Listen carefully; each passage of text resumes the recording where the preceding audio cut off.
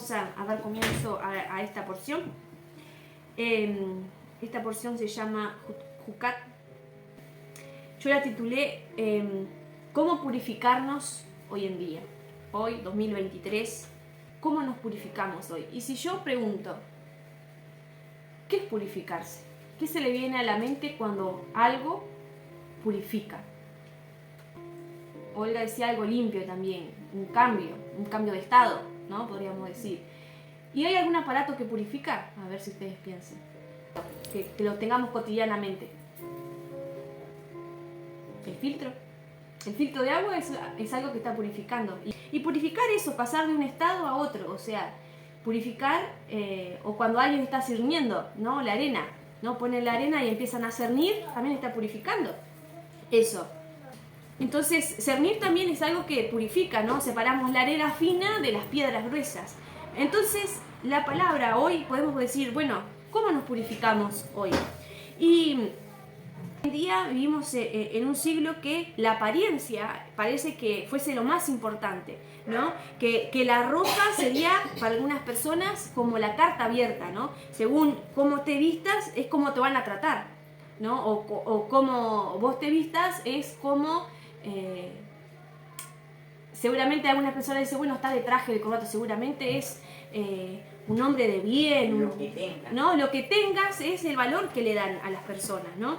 Entonces empiezan a ¿qué? A purificar según su manera de pensar, esto es tal cosa y esto es tal cosa, se empiezan a dividir. Y en el principio, hablando de la ropa, desde un principio en la Biblia, nos habla que la vestimenta es algo crucial, algo importante, que marcó un antes y un después. ¿Por qué? Cuando Adán y Eva murieron espiritualmente, pero cuando pecaron, ¿qué hicieron ellos? Se vieron avergonzados delante de la presencia de Dios. ¿Y por qué se vieron avergonzados? No querían que el Señor los viese desnudos. Desnudos. Y ellos estaban desnudos, pero eran así, era su forma de estar. Pero ¿por qué antes ellos no habían descubierto que estaban desnudos? ¿Sabés por qué ellos descubrieron que estaban desnudos? Porque la luz se les fue. Imagínense el foco que tienen en el de atrás. Si ustedes lo apagan, pueden ver todos los detalles que tiene, las vueltitas, ¿no? Las luces LED. Sí. Lo pueden ver todo con detalle, pero sin embargo, cuando lo prenden, ustedes no pueden estar mucho tiempo mirando porque le hace mal. Ellos, como Yeshua decía, vosotros sois la luz del mundo. Desde un principio, nosotros éramos seres de luz, estábamos irradiados de esa luz y no veíamos que estábamos desnudos. ¿Por qué? Porque esa luz nos cubría. Entonces ellos, al pecar, al desobedecer, ¿qué pasó? Esa luz se apagó. ¿Y qué hicieron? Se cosieron hojas, ¿no? Y sin embargo, ellos trataron de cubrir su conciencia, cubrir su pecado, su corazón, ¿no? Todo lo que ellos estaban haciendo, estaban tratando de cubrir. ¿Y qué era la ropa que ellos cosieron? La religión. La ropa representa la religión. Y Dios también en el Edén, ¿qué hizo? Tuvo que matar el primer animal, el primer cordero. Podríamos ser que sea otro animal, pero dice que era de pieles, ¿no? Tuvo que hacer el primer sacrificio, ¿para qué? Para cubrir lo que ellos habían hecho. Lo que en ese momento era algo simple, bueno, era para abrigar, porque esa luz, yo me imagino que la luz también, si nosotros nos acercamos a la luz y tenemos la mano en la luz, van a sentir que está caliente. La luz los abrigaba, la luz los cubría, la luz era todo para ellos. Pero perdieron eso y quedaron ¿en qué? En tinieblas. Y Dios, desde un principio, como dije, la ropa representa las religiones. Dios no quería una religión, pero tenía que haber una manera de ¿qué cosa? De cubrir eso que habían hecho ellos. Lo que en un futuro conocemos hoy, por la gracia de Dios que tenemos su espíritu, que era lo que iba a ser su hijo, el Cordero. Amén. Entonces podemos ver que la religión, la ropa representa la religión. Y podemos ver que los hindúes tienen una manera de vestirse. Los musulmanes, según su religión, se visten de una manera. Los judíos se visten de otra. Los pentecostales se visten de otra. Entonces ellos hacen o se visten o actúan de cierta manera según su religión. ¿Para qué cosa? Para tapar o cubrir lo que su conciencia les está diciendo. Obviamente que hoy en día no vamos a andar pelados por ahí porque ahora somos hijos de Dios y vamos a andar desnudos. No. Pero ¿qué hace la religión? La religión dice, bueno, vos tenés que vestirte de tal manera para cubrir eso. que desde un principio Dios no quería. Dios quería que seamos luz en esta tierra, ¿no? En este mundo. Entonces, hoy vamos a ver un poquitito sobre la purificación. ¿Y qué tiene que ver con la vestimenta? Porque en todos los sacrificios que se hacían, eran sacrificios de paz, otros sacrificios de gracia, otros sacrificios por la expiación, por el pecado. Hoy vamos a hablar del sacrificio de la purificación. Amén. Y vamos a ver que esa purificación que se hacía ritualmente, antiguamente, faltaba como darle un pasito más, ¿sí? Hoy podemos comprender qué era lo que significaba. Capaz que hoy algunos de los que están mirando dicen, no, ¿y para qué me sirve leer las indicaciones que tenían que hacer los sacerdotes en cuanto a los sacrificios? ¿No? ¿Para qué me sirve eso? Pero todo tiene relación, como dije desde un principio. El Cordero tenía una relación con lo que iba a pasar en un futuro. Amén. Entonces vamos a leer Números capítulo 19. Antes de leer Números 19 voy a leer 1 de Juan capítulo 5 versículo 8. Dice que Dios da testimonio por el espíritu, por el agua y por la sangre. Acuérdense de esas tres cosas: espíritu, agua y sangre. Lo que nos va a indicar aquí en Números capítulo 19. Versículo 1. Habló Yahweh a Moisés diciendo, esta es la ordenanza de la ley que Yahweh ha prescrito diciendo, di a los hijos de Israel que te traigan una vaca alazana, o sea, una vaca roja, perfecta, en la cual no haya falta, sobre la cual no haya puesto yugo. Y le diréis a Eleazar el sacerdote, él la sacará fuera del campamento, la hará degollar en su presencia. Y Eleazar, el sacerdote, tomará la sangre con su dedo y rociará hacia delante de la parte del tabernáculo de reunión con la sangre de ella 7 veces. Vamos a leer hasta ahí y después seguimos. Acá nos da la indicación que tenía que este sacrificio para la purificación del templo, en este caso en la primera parte, el sacerdote debía sacar la vaca fuera del campamento y desgollarla, ¿no? Y con su sangre rociar delante de la presencia de Dios. Dice, el sacerdote tomará la sangre con su dedo y rociará hacia la parte delantera del tabernáculo de reunión con la sangre de ella 7 veces. Entonces, todos los sacrificios que se hacían, Yeshua, Jesús, lo cumplió perfectamente. Y estaría bueno poner una imagen del mapa de cómo era el templo, dónde estaba el templo y dónde fue sacrificado Yeshua supuestamente, ¿no? Si lo vemos y vemos en muchos portales o lo que sea, o enseñanzas cristianas, que dice que Yeshua murió ¿en dónde? En el Gólgota, ¿no? En el monte de la calavera. Pero acá, si Yeshua fue ese cordero perfecto, esa vaca también acá, como en este caso, y todos los sacrificios se hacían delante de la puerta, o sea, delante de la presencia de Dios. Y si nosotros vemos el mapa, estaba el templo y el Gólgota estaba a espaldas. Nunca pudo haber muerto Yeshua ahí. Entonces, Yeshua nunca pudo haber muerto de aquel lado si la puerta estaba de este lado. Murió en el monte de los olivos. Pero eso podemos hablarlo más adelante. Pero fíjense que muchas cosas del catolicismo y muchas religiones han cambiado estas cosas para desacreditar la muerte de Yeshua como el que quita el pecado del mundo. Amén. Entonces este sacerdote debía rociar la sangre del cordero 7 veces. ¿Se acuerdan cuando murió Yeshua? Dice que el velo se rasgó de arriba hacia abajo. Esa sangre, el sacrificio, la muerte de Yeshua, la presencia de Dios mismo, Dios Padre, la pudo ver frente a frente. Amén. Entonces, como decía Juan, que Dios da testimonio por el Espíritu, el agua y la sangre. Acá vemos que la sangre, ¿testimonio de qué nos da? De todas las cosas que Yeshua iba a hacer, de la palabra, de lo que Él vino a cumplir aquí en la tierra. Entonces tenemos la sangre. Dice, y al quemar, versículo 5, la vaca ante sus ojos, su cuero y su carne y su sangre, con su estiércol hará quemar. O sea, se quemaba toda la vaca fuera del campamento. Yeshua murió fuera del campamento. Luego tomará el sacerdote madera de cedro, hisopo y escarlata y lo echará en medio del fuego en que arda la vaca.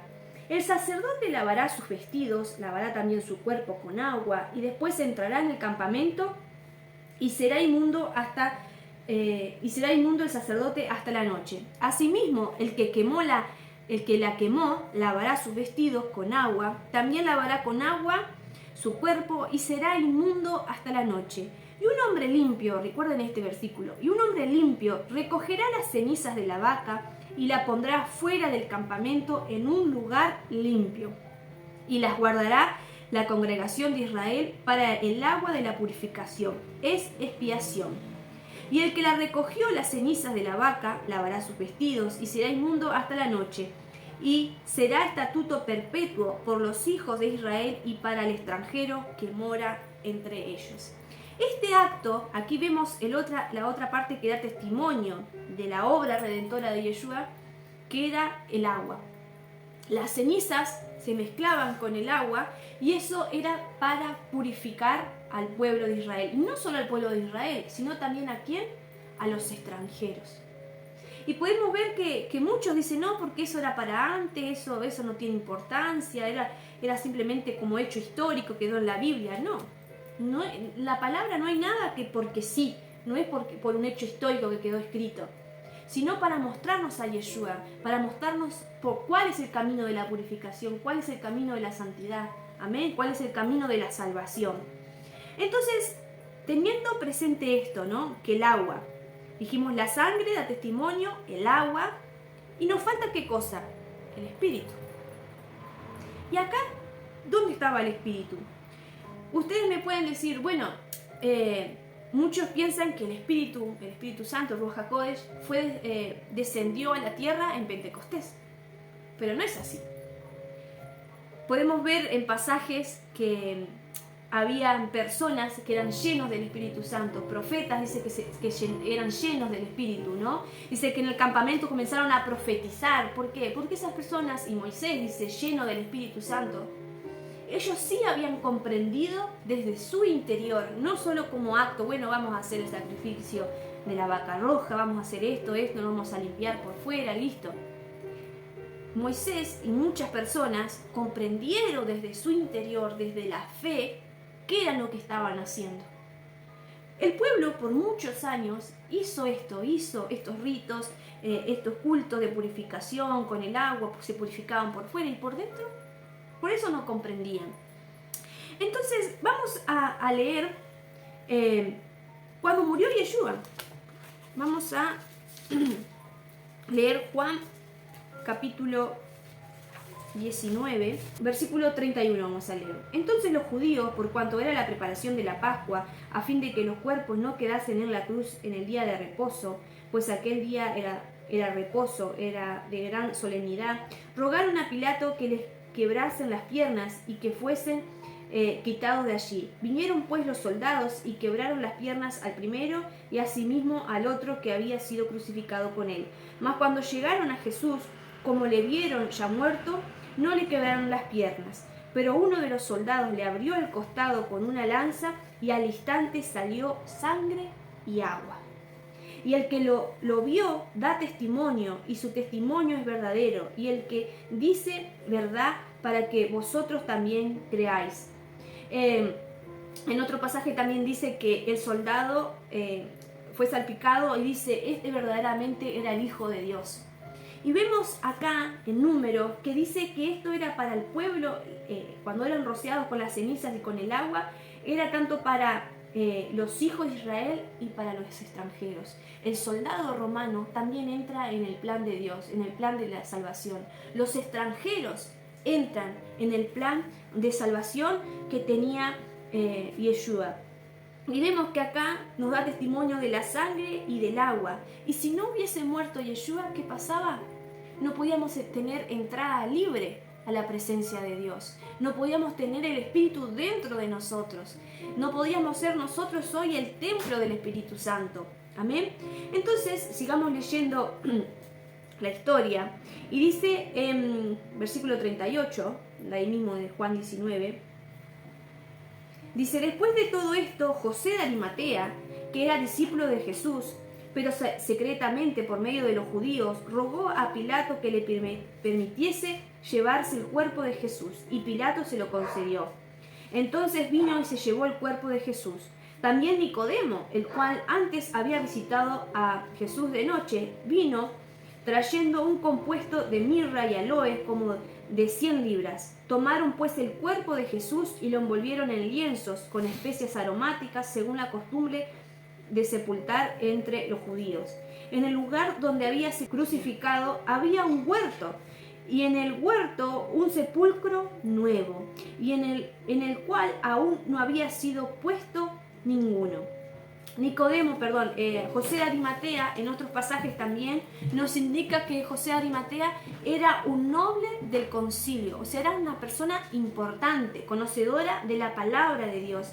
Y dice que José de Arimatea esperaba ver el reino de Dios. Y dice que él era justo y él era bueno. Y acá, cuando nos habla en Números, dice que un hombre limpio recogerá las cenizas.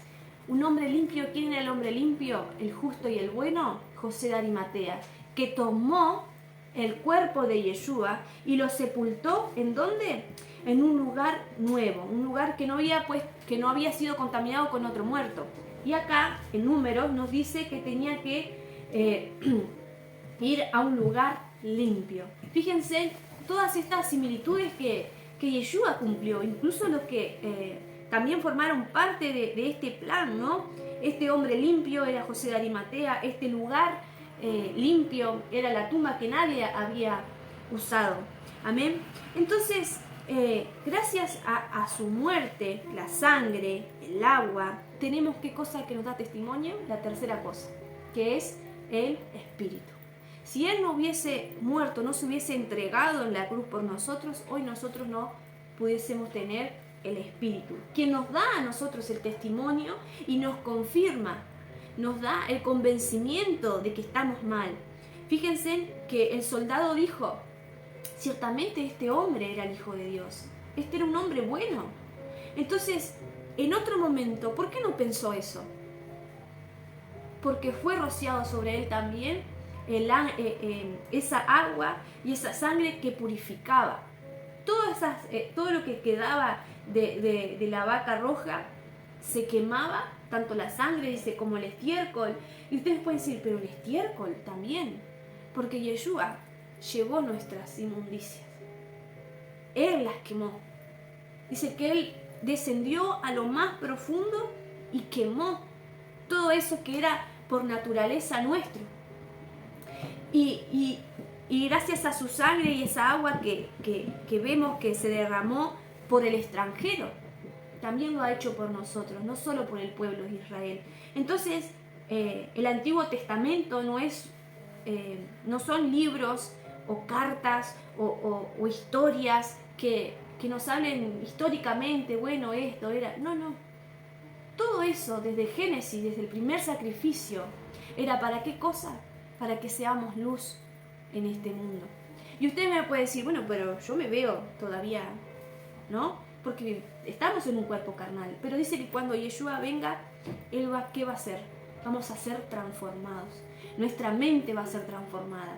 Quizás acá déjenme imaginarme un poquito, pero me imagino que cuando Él venga, nosotros vamos a ser como una lucecita que sube.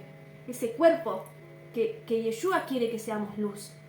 Ya no va a haber más enfermedad, ya no va a haber problemas mentales, no va a haber problemas en personas que sean paralíticas. Nuestro cuerpo y nuestra mente va a ser transformada. Fíjense qué anhelo tenemos que tener hoy de decir: quiero que venga ese día. Mi mente, me cuesta estudiar, no me da la mente, no me da el cuerpo, ¿Cuánto tenemos que anhelar que Él venga? ¿Cuántas personas y cuántos niños hoy están siendo esclavizados sexualmente? Y nosotros decimos: ay, no, todavía no me recibí, todavía no me casé, todavía no conseguí mi casa, todavía no vengas. Y nosotros somos egoístas si pensamos así. Muchos niños, miraba información y noticias que las quieren tapar con otras, que niños están siendo esclavizados, están siendo raptados para ser vendidos sexualmente.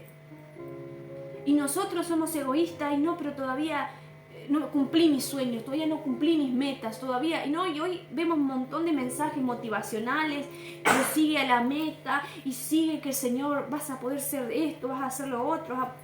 Y nosotros estamos afanados en eso. Está bien, podemos estudiar, podemos seguir, pero no afanarnos, decirle cada día, Señor, venga a tu reino, ven pronto. Hay tantos niños, tantas mujeres que están siendo mutiladas, esclavizadas, y nosotros estamos siendo egoístas en eso. Debemos pedirle al Señor que esa agua que se vertió, esa sangre que se vertió, nos limpie nuestra conciencia, nos limpie y nos quite todo egoísmo, todo aquello que diga, no, estoy pensando en mí. Entonces acá nos habla, vamos a leer en Hebreos capítulo 9, en cuanto a todas las cosas que pasaban en el templo, todos los cultos que se hacían.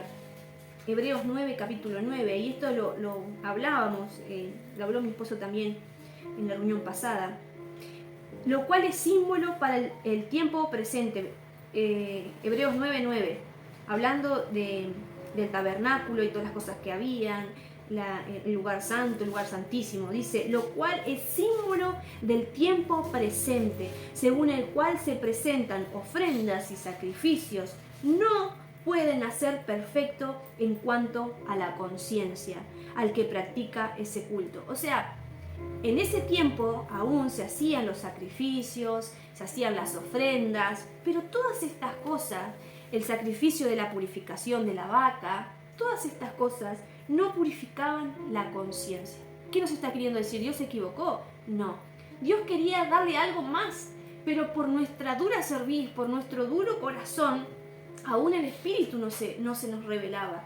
Algunas personas sí podían comprender lo que estaban haciendo, ¿no? Dice, ya que consiste solo en comidas y bebidas de diversas abluciones y ordenanzas acerca de la carne, impuestas hasta el tiempo de reformar las cosas.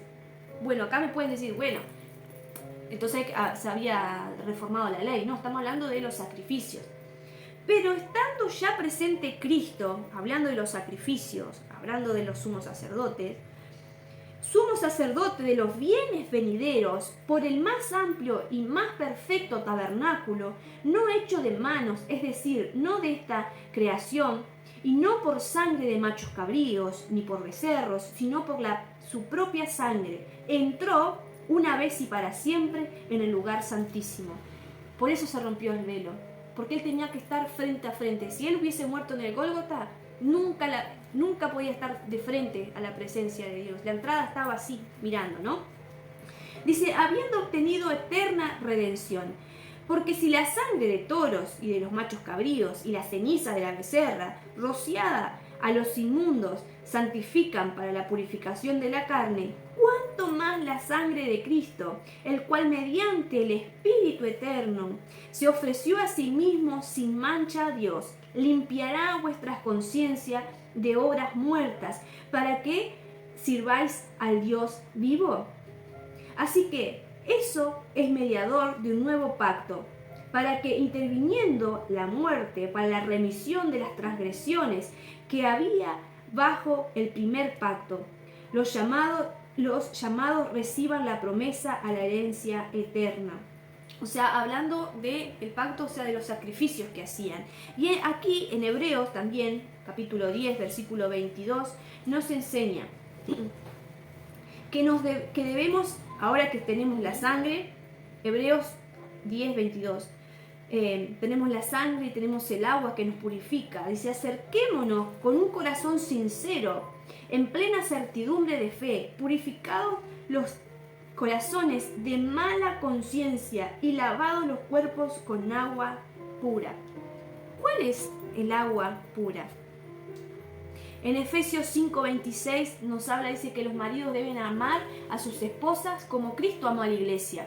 Y como Cristo amó a su iglesia, versículo 26 dice, para santificarla, habiéndola purificado con el lavamiento del agua por la palabra.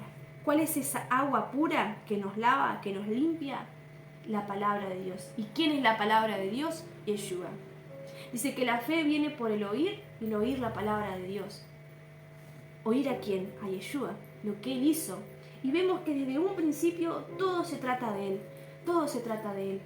No se trata de nosotros, de cumplir las metas, de tener éxito en la vida. No se trata de nosotros, se trata de exaltarlo a Él.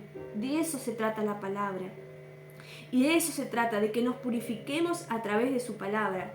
Entonces, yo pensaba, ¿no? Que nosotros sin agua no podemos vivir. Acá nos habla de la sangre, pero también quiero ponerle también un punto importante, el agua. ¿Cuánto tiempo puede pasar una persona sin agua? No sé cuántos días puede pasar una persona, se deshidrata. Imagínense o una planta, algo sencillo que la podemos ver. Si nosotros no la regamos constantemente, hay ciertas plantas que necesitan un riego especial. Y nuestro corazón debe ser regado. Imagínense en un corazón de piedra como nos enseña la Biblia. Un corazón de piedra me imagino que no tiene agua, un corazón seco. Pero sin embargo, si cada día regamos, y esta palabra habló mucho a mí, porque a veces no nos tomamos el tiempo de leer la palabra. A veces la religión misma también incluso nos ha dicho, bueno, si vos nos lees tanto tiempo o no orás determinado tiempo de rodillas, vos no sos espiritual. Pero necesitamos, la palabra sí necesita pasar un tiempo, decir, bueno, voy a estudiar cuál es el alimento, cuál es esa agua pura que necesito cada día. Y hay respuesta para cada cosa. Y en cuanto a la oración, también nosotros cuando oramos, hablamos con Dios. Y la religión nos ha hecho creer que nosotros tenemos que estar de rodillas 1 hora, 2 horas orando. Nosotros podemos hablar con Dios, comunicarnos con Dios en todo momento. Orar en todo momento, nos dice. Yo estoy cocinando y estamos hablando con Dios. Me estoy bañando y estoy hablando con Dios. Le estoy diciendo. ¿Y qué nos falta en la oración? La palabra.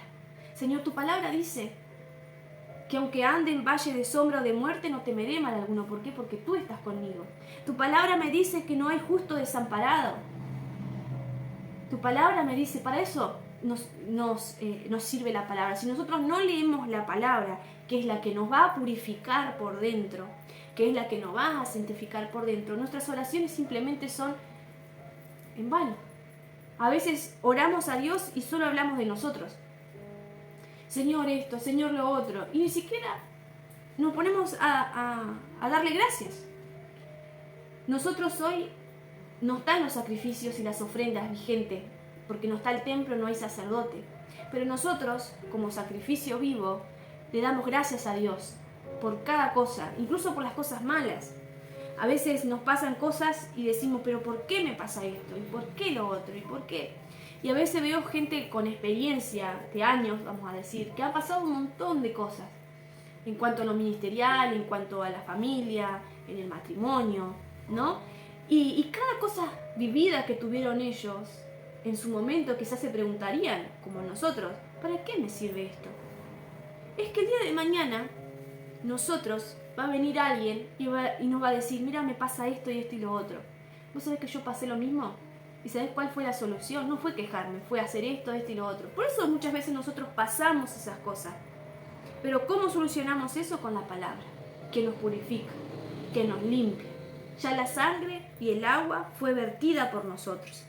Su espíritu nos da testimonio de todas las cosas, pero necesitamos, para purificarnos hoy en día, su palabra, día tras día. Están los libros del pan de cada día, ¿no? El pan diario, que le dicen que hay libritos, ¿no? Tienen eso de leer. Nosotros tenemos la Biblia completa.